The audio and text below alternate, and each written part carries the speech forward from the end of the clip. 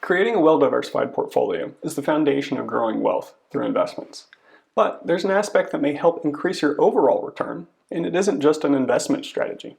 Being strategic about handling asset value declines is also a tax strategy. It can help you offset capital gains taxes resulting from managing your portfolio or taking income later in retirement. So how does it all work? Let's dive in. Rebalancing your portfolio to keep your investment strategy and risk tolerance on track can mean you have to trim back a position that has gained substantially. The sale will create either short-term or long-term capital gain. The IRS allows you to offset capital gains with a capital loss. If losses are greater than gains, you can carry the loss forward until it's all offset.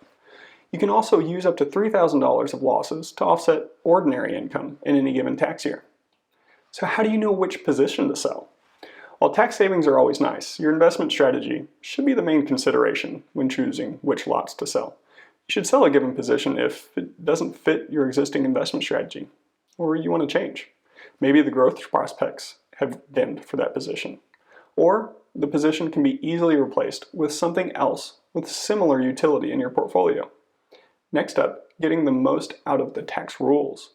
The IRS has created a hierarchy for how losses can be used to offset gains. First, they have to be used against the same type of gains. So short-term losses offset short-term gains, and long-term losses offset long-term gains.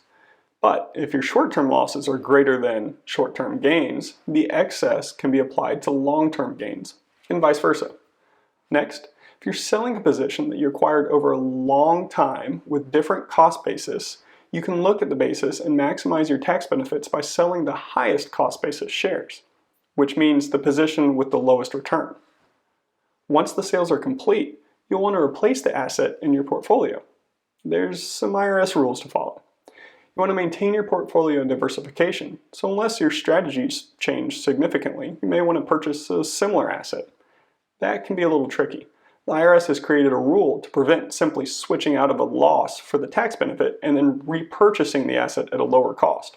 They call it the wash sale rule, and states that your write-off will be disallowed if you purchase the same or substantially identical security within a 30-day window, either before or after you sell to harvest a loss. Now, the IRS guidance on what is a substantially identical security is murky at best. There are differing opinions out there.